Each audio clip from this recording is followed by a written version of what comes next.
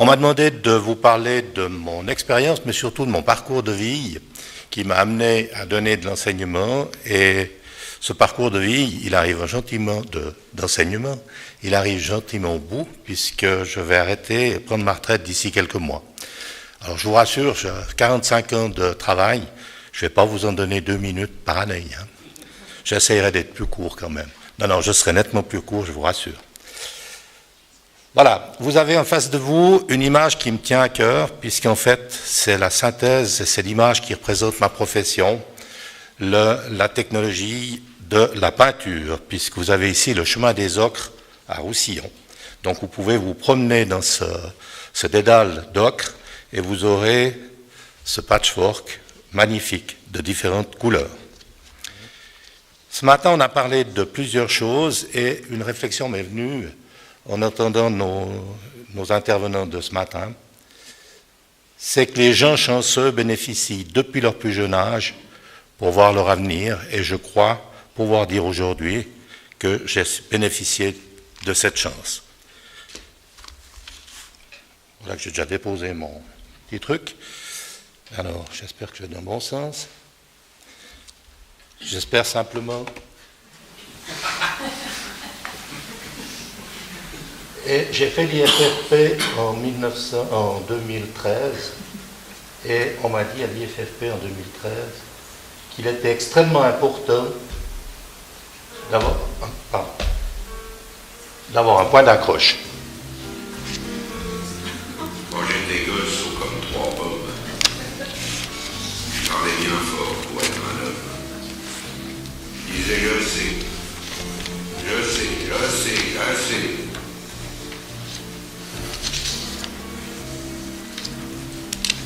C'était le début, c'était le printemps.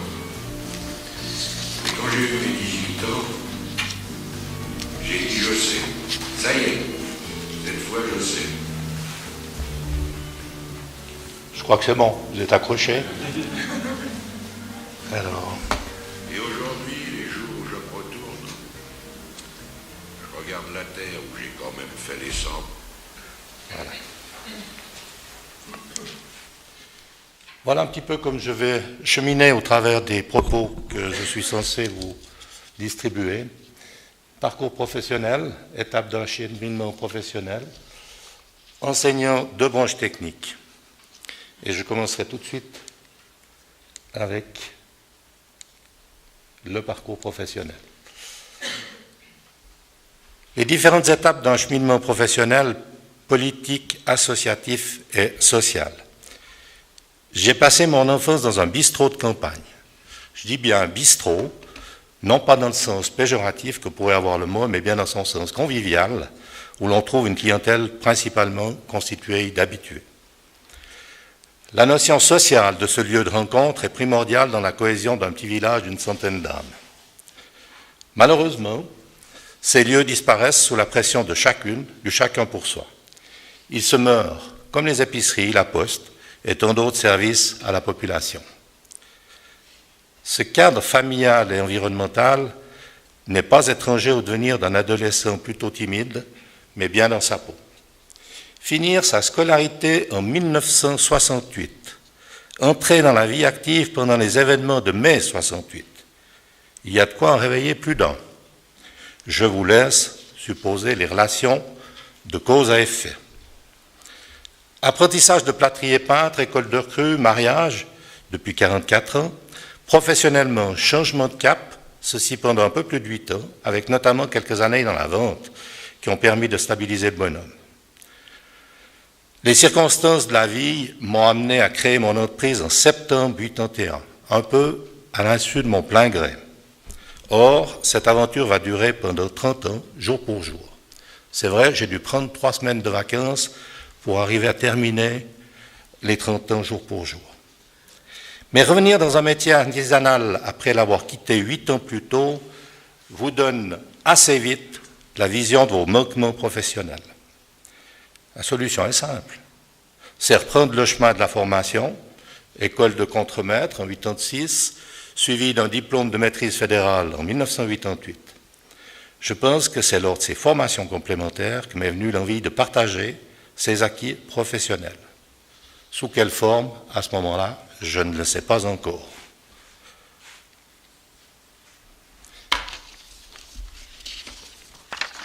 Depuis quand?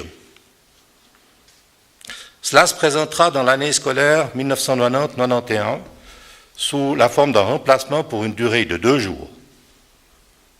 2 jours de remplacement. 27 ans se sont écoulés, et voilà, je dois vous faire part de mon expérience. Vous vous souvenez du premier slide. Chargé de cours en 91-96, maître temporaire jusqu'en 2011, et dès janvier 2012 à temps plein pour quelques petits mois encore. Voilà, j'entre plus dans le sujet. Pourquoi enseigner dans l'activité dans une entreprise, en plus d'un mandat politique au Grand Conseil qui durera pendant une quinzaine d'années? Au risque de choquer quelques membres de cette docte assemblée, j'aurais envie de vous dire, mais je prends la liberté de vous le dire, par égoïsme. En effet, ces 3 activités sont finalement assez interindépendantes les unes des autres. Elles sont riches en émotions, elles sont riches dans leur diversité, et j'ai pris un plaisir non dissimulé à assouvir ces passions. Du point de vue de l'entreprise, consacrer du temps à l'enseignement m'a obligé à mettre à jour de façon permanente mes connaissances technologiques, mais aussi ma relation à l'individu, tant du point de vue humain, social que sociétal. Du point de vue politique, les facteurs humains, sociaux et sociétaux sont évidents. D'accord, ces facteurs sont à géométrie variable, selon le curseur du cadre géographique politique. Gauche, droite, il n'en reste pas moins présent. C'est plutôt la manière de faire coïncider ces éléments qui diffère et agite le curseur. Dans le domaine scolaire, le cadre politique évolue de façon permanente, parfois de manière plus que surprenante, parfois trop rapidement, parfois trop lentement. C'est un fait, nous y sommes confrontés en tant qu'enseignants. Néanmoins, j'ai participé en 2009 aux travaux de la commission concernant la nouvelle loi sur la formation professionnelle vaudoise, entrée en vigueur au 1er août 2010. Dans ce contexte particulier, mes casquettes de formateur en entreprise et d'enseignant ne m'ont pas été inutiles. Enseigner, ce terme est noble. Il peut faire de nous des princes ou de simples Pékins, selon comment nous abordons notre fonction. Enseigner les branches techniques, c'est transmettre un savoir, aussi bien technologique que pratique. C'est confronter des réalités techniques et technologiques aux fondements théoriques. C'est matérialiser une profession dans l'ensemble des diversités. C'est un challenge. C'est un véritable challenge. Ce challenge, il appartient aux enseignants. Il nous appartient, c'est notre richesse professionnelle. Ne pas galvauder les savoirs, c'est respecter l'institution, mais également celles et ceux qui en sont les composants et les composantes. Apprentis, formatrices, formateurs, que ce soit en entreprise ou en école, direction d'entreprise, direction d'école, parents, enseignants tout simplement. La recette miracle n'existe pas. Est-ce que vous la connaissez, vous, la recette miracle? Moi, je ne crois pas qu'on en ait une. C'est finalement un assemblage de compétences, de savoir-faire et de savoir-être professionnel. Cet assemblage, c'est un peu comme pour le vin. Il doit servir à bonifier l'enseignement et ne pas en faire une vulgaire piquette. Malheureusement, il nous arrive à tous de servir un cours comme l'on sert un vin de table. Mais ça, quand cela arrive, nous le savons, et vous le savez pertinemment. En général, on sort de la classe, on est quelque peu déçu, voire parfois franchement dépité.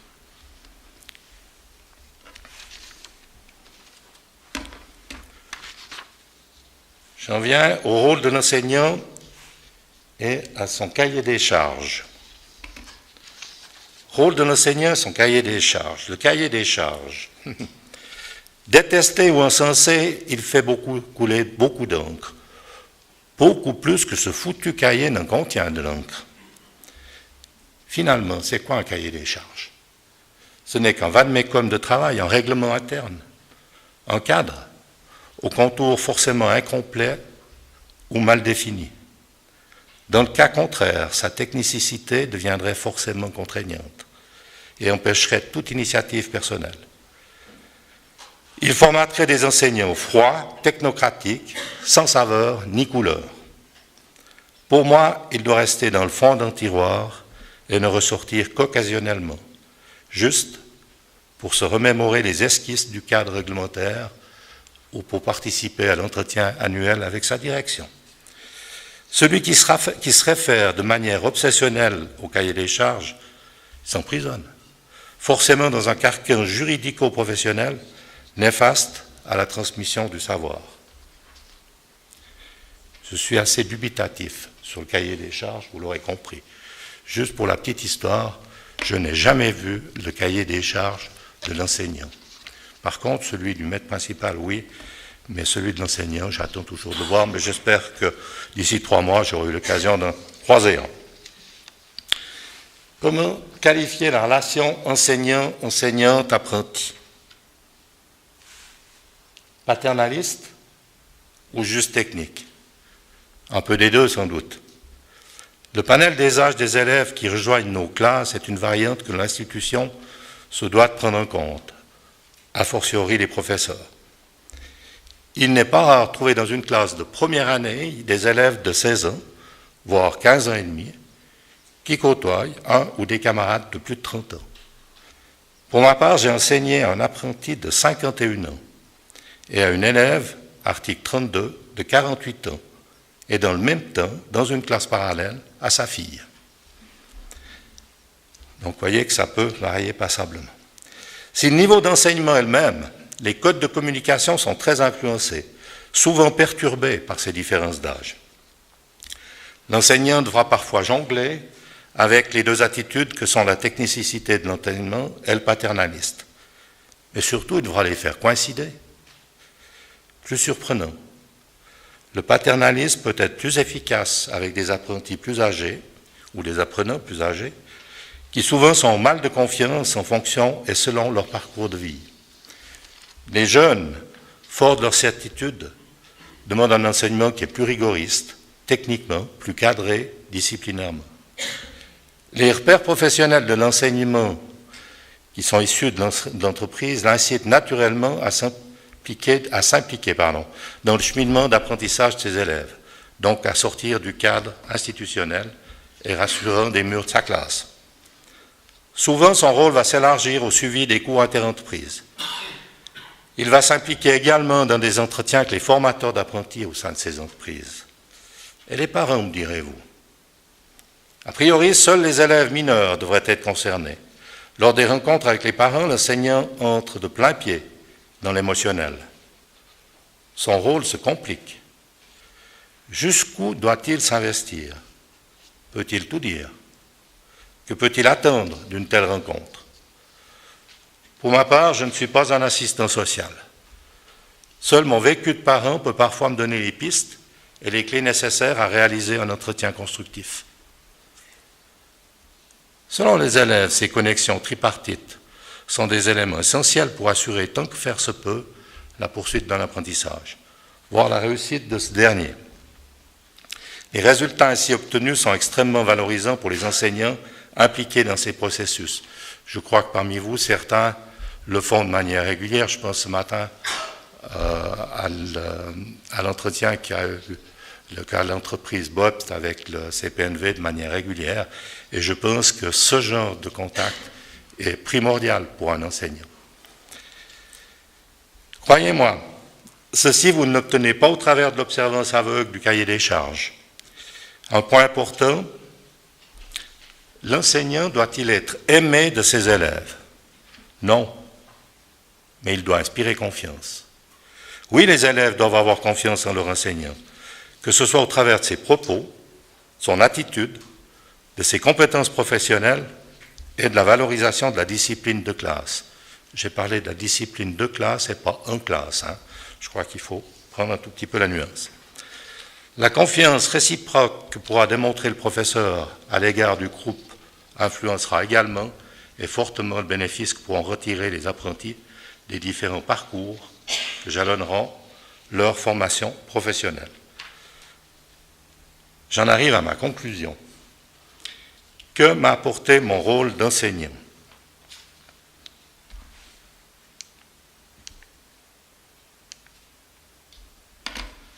Sur le plan personnel, un enrichissement intellectuel et humain.